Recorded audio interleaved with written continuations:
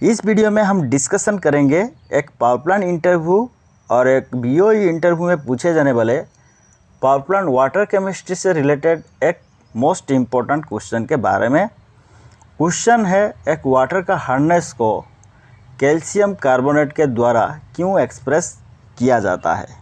ऐसे बहुत सारे कंपाउंड्स हैं जैसे कि मैग्नीशियम सल्फेट, कैल्शियम क्लोराइड, इसके द्वारा हम उसको एक्सप्रेस कर पाएंगे कि नहीं, कुछ पॉसिबिलिटी है कि नहीं।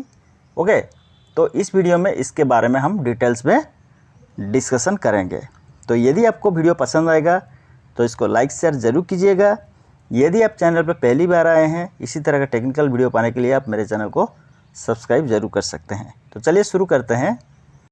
इस क्वेश्चन को हम डिस्कशन करेंगे बेसिक से, क्योंकि आपको ईजी होगा इसको समझने में। ओके, तो वाटर को हार्ड वाटर कब कहते हैं? जब वाटर में कैल्शियम और मैग्नीशियम सॉल्ट डिजॉल्व होकर रहेगा तब हम वाटर को कहते हैं हार्ड वाटर। ओके, ठीक उसी तरह से हम वाटर को अल्कालाइन वाटर कब कहेंगे ना, यदि वाटर में रेडिकल्स जैसे हाइड्रोक्साइड, कार्बोनेट, बाइकार्बोनेट इत्यादि रहेंगे तो उस वाटर को हम कहेंगे अल्कालाइन वाटर, जिसके वजह से एक वाटर में अल्कालिनिटी रहता है। तो जितने सारे कंपाउंड्स, रेडिकल्स या फिर एलिमेंट, इनके बारे में मैं डिस्कशन किया, यदि ये वाटर में रहेंगे तो ये फ्रीक्वेंट केमिकल कैलकुलेशन में इन्वॉल्व होंगे, तो जिसके लिए एक कॉमन यूनिट करना ज़रूरी है, क्योंकि इनका कंसंट्रेशन को वाटर में ईजीली हम मेजर कर पाए या यानी कि कैलकुलेट करके एक्सप्रेस कर पाए। तो एक कॉमन यूनिट डिप्लॉय करने के वजह से क्या बेनिफिट होगा ना, जो कंबाइनिंग प्रोसीजर होता है दोनों सोल्ट्स को कंबाइन करने के लिए, तो ये बिना प्रोसीजर फॉलो करके हम इजीली कंबाइन कर पाएंगे। इसका मेन उद्देश्य ये है। तो इसीलिए एक वाटर में डिफरेंट जो हार्डनेस बनाने के लिए जो सोल्ट्स जिम्मेदारी रहते हैं उनको हम एक्सप्रेस करते हैं। उनका जो कॉमन यूनिट है उसको हम एक्सप्रेस करते हैं कैल्शियम कार्बोनेट के द्वारा। ओके, क्योंकि कैल्शियम कार्बोनेट में कैल्शियम है हार्डनेस, जिसके कारण एक वाटर में हार्डनेस होता है, और जो कार्बोनेट है जिसके कारण एक वाटर का प्रॉपर्टीज़ अल्कालिनिटी होता है। क्लियर हो गए? तो वाटर में जो जो मिनरल्स, कंपाउंड्स और रेडिकल्स रहता है, यदि हम उसका कंसंट्रेशन को एक बार एक्सप्रेस कर देंगे common unit ppm as calcium carbonate, तो हम क्या करेंगे ना, इजीली उसको हम ऐड, सब्सट्रैक्ट, कंबाइन आराम से कर पाएंगे। तो अभी हम जो क्वेश्चन का मेन टॉपिक था कि क्यों कैल्शियम कार्बोनेट को यूज़ किया जाता है वाटर का हार्डनेस को एक्सप्रेस करने के लिए, उसका जो मेन पॉइंट्स है जिसके कारण हम उसको यूज़ करते हैं, अभी उसका बारे में हम डिस्कशन करेंगे। तो टोटल 3 पॉइंट है जिसके कारण एक कैल्शियम कार्बोनेट को यूज़ किया जाता है वाटर का हार्डनेस को एक्सप्रेस करने के लिए। नंबर 1 में कैल्शियम कार्बोनेट मोस्ट इनसॉल्युबल होता है वाटर में, जिसके कारण हम इसको इजीली वाटर से सेपरेट कर पाएंगे। नंबर 2 में कैल्शियम कार्बोनेट का जो मॉलिक्यूलर वेट है वो है 100। नंबर 3 में कैल्शियम कार्बोनेट का इक्विवेलेंट वेट का जो वैल्यू है वो 50 है। ओके, तो ये जो 3 पॉइंट मैं आप लोगों को बताया, ये 3 पॉइंट जो कि वेरी इजी होता है एक कैल्शियम कार्बोनेट को यूज़ करने के लिए, वाटर का हार्डनेस को एक्सप्रेस करने के लिए। ओके, लेकिन जैसे कि मैं आप लोगों को बताया था जब हम क्वेश्चन शुरू किए थे कि एक मैग्नीशियम सल्फेट, कैल्शियम क्लोराइड, इसको हम यूज़ कर पाएंगे कि नहीं वाटर का हार्डनेस को एक्सप्रेस करने के लिए।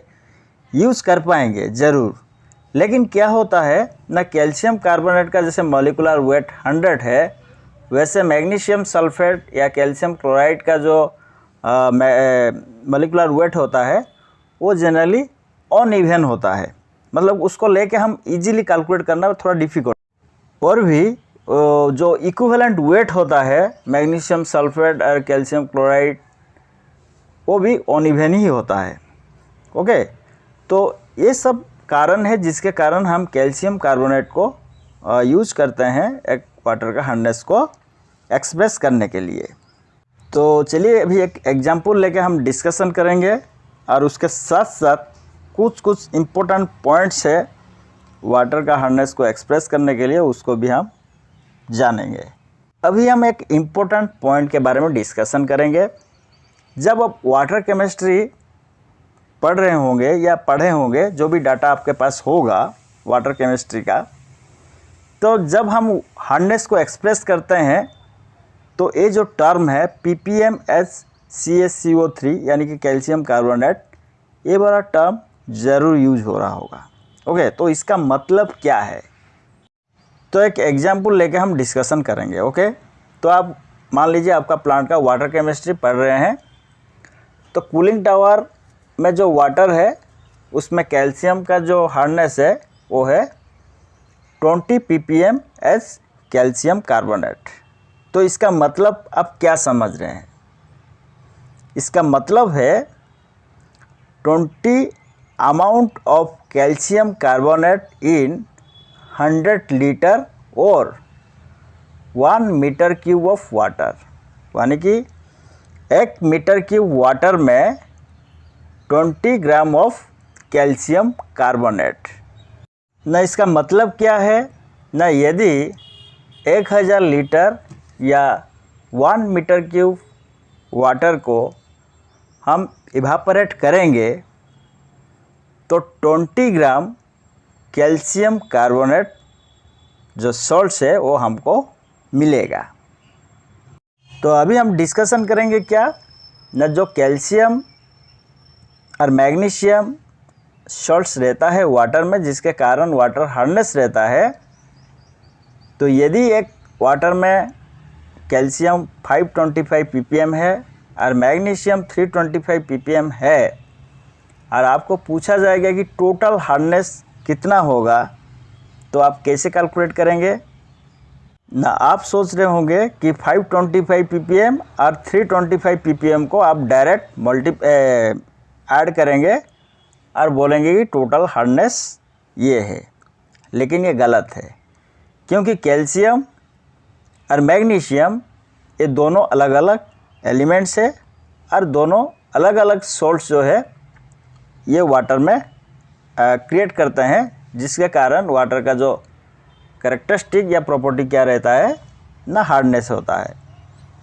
तो एक वाटर में अलग अलग एलिमेंट, कंपाउंड या रेडिकल्स जिसके कारण वाटर का प्रॉपर्टीज हार्डनेस होता है, उसका टोटल हार्डनेस निकालने के लिए हम उनको कंबाइन करते हैं।